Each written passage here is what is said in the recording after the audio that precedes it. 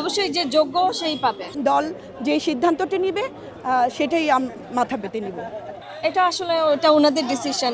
আমি আমার 100% দেওয়ার চেষ্টা করব। ওনাদের যদি মনে হয় আমি যোগ্য অবশ্যই দিবে, যদি মনে হয় না যোগ্য তাহলে অন্য কাউকে দিবে। অবশ্যই যে যোগ্য সেই পাবে। ছোট ধরেন এডুকেশনটা আমাদের অনেক ইম্পর্টেন্ট। এটা ছোটোবেলা থেকে যদি একটা ভালো গাইডেন্স পায়, ওরা আরও ভালো কাজ করতে পারবে।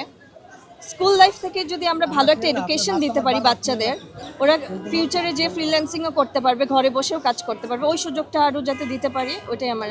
আরেকটা বিষয় আপনাদের হচ্ছে থাই কমিটির সদস্য আসলে ছাত্রদলের রাজনীতি করে কতটা প্রত্যাশা করতেছি বললে হবে কি, 2023 সালে আমি গ্রেপ্তার হই, 1 মাস 17 দিন জেলখানায় ছিলাম। আমি 19-20 সেশনের শিক্ষার্থী। যখন আমার হচ্ছে যে কলেজ লেভেল শুরু হয়ে অনার্স শুরু, তখন থেকেই আমি হচ্ছে জাতীয়তাবাদী দলের সাথে যুক্ত। আমি ছাত্র দলের সাথে যুক্ত, এখন আমি বর্তমান কমিটিতেও আছি। আমরা জুলাই আন্দোলনও সামনের সম্মুখে ছিলাম। সবসময় দলের দুসময় আমরা সামনের সারিতে থেকে আন্দোলনটা করে এসেছি। তো আমরা আমরা মনে করি যে হচ্ছে যে বাংলাদেশ জাতীয়তাবাদী দল নতুন তরুণদেরকে সুযোগ করে দেবে এবং আমাদের যে দলের প্রতি যে আমাদের ত্যাগ ছিল সেগুলি বিবেচনা করে মূল্যায়ন করা হবে। ধন্যবাদ।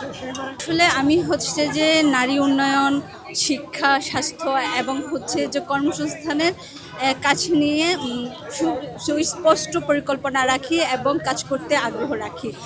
আমার হচ্ছে যে শিক্ষার্থীদের যে আপনার স্কুল ড্রেস ইউনিফর্মটা যে হচ্ছে যে বিনামূল্যে বিতরণ করা, এটা আমার প্রস্তাব ছিল।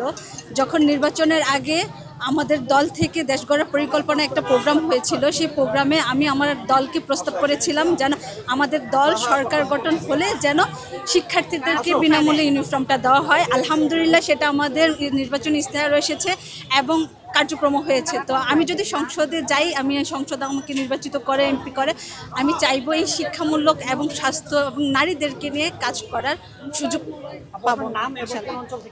আমি হচ্ছে, আমার নাম উর্মি আক্তার ভূঁইয়া, কেন্দ্রীয় ছাত্রদল সহসাংগঠনিক সম্পাদক। আমার জেলা হচ্ছে কুমিল্লা, নির্বাচনী আসন 5। ধন্যবাদ। বিএনপির যে নেতৃত্ব, স্থানীয় যারা হাইকমান্ড, তাদের প্রতি আস্থা এবং বিশ্বাস আছে। তারা অবশ্যই মূল্যায়নটা এইভাবেই করবে। রাজপথে যারা আন্দোলন সংগ্রাম করেছে এবং পাশাপাশি আন্দোলনের ভূমিকা রেখেছে, তার যার পেশা এবং অবস্থান থেকে সবাইকেই আমি মনে করি তারা যোগ্য, যারা দিয়েছে নমিনেশন সাবমিট করেছে।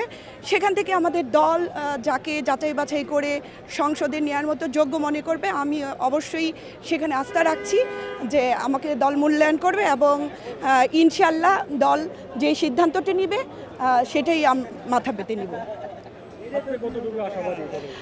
আসলে বিগত সময়ের আন্দোলন সংগ্রামে ভূমিকা ছিল নিজের কথাটা যতটুকু বলা না যায়, যারা আজকে ইন্টারভিউ করবে তারাও ওইখানে বসা আছে, তারাই আসলে জানবে যে মূল যে আন্দোলনের সাথে কারা জড়িত ছিল। সেই দিক থেকে অবশ্যই আমি নিজেকে মনে করি যে আমি আশাবাদী, আশা করতে পারি দল আমাকে মূল্যায়ন করবে।